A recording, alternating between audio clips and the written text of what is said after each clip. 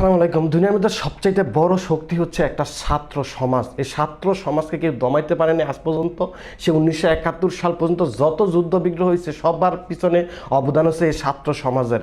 এই ছাত্র সমাজের উদ্দেশ্যে আজকে কিছু কথা বলবো। দেখতে পাচ্ছি যে মোল্লা কলেজটি সম্পূর্ণ ধ্বংসস্তূপে পরিণত হয়েছে। এর মধ্যে খবরের মধ্যে জানতে পারলাম যে 50 কোটি টাকার মালামাল নষ্ট হয়েছে।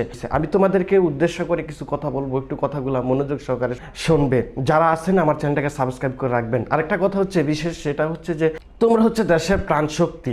এমন কোনো দুনিয়ার মধ্যে এমন কোনো আজ পর্যন্ত কোনো শক্তি সৃষ্টি হয় নাই তোমাদেরকে থামাইবার। তোমরা চাইলে সব কিছু করতে পারবো। আওয়ামী লীগ বলো, বিএনপি বলো, শিবির বলো, যত জঙ্গি বলো, যত কিছু আছে, কেউ তোমাদের সামনে কেউ কোনো কিছুই না।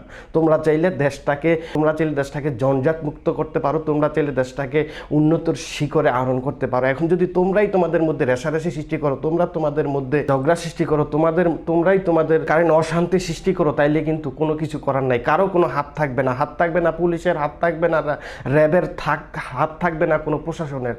তোমরা আমি একটা সবসময় কথা বলি, যদি ঢাকার ভিতরে স্বনামধন্য 60টা কলেজের ছাত্রছাত্রী এক হয়, কোনো সন্ত্রাসীবাদ, কোনো জঙ্গি, কোনো আওয়ামী লীগ, কোনো বিএনপি, কারো কোনো ক্ষমতা থাকবে না তোমাদেরকে থামাইবার। ইজ্জত বলি তিতুমির কলেজ, ঢাকা বিশ্ববিদ্যালয়, জাহাঙ্গীরনগর বিশ্ববিদ্যালয়, তারপরে হচ্ছে ঢাকা কলেজ।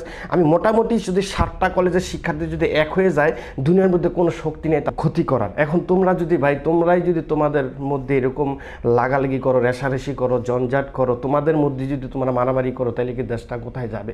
আমরা দেশটাকে স্বাধীন করেছি, স্বৈরাচার মুক্ত করেছি, তাইলে কি তাদেরকে আবার আমরা সুযোগ দেওয়া করে দিচ্ছি? আমাদের মধ্যেই এরকমভাবে বিরোধিতা সৃষ্টি করে, বিরোধিতা ঝগড়া বা এরকমভাবে নৈরাজ্য সৃষ্টি করে, এরকমভাবে ধ্বংসস্তূপে সৃষ্টি করে, তার মানে কি আমরা কি আবার সেই স্বৈরাচারদেরকে আসার সুযোগ করে দিচ্ছি না? তো আমি আপনাদেরকে অনুরোধ করবো, চ্যানেলটা, এই ভিডিওটা সবার মাধ্যমে ছড়িয়ে যাক এবং কমেন্টস করেন আপনাদের মতামত।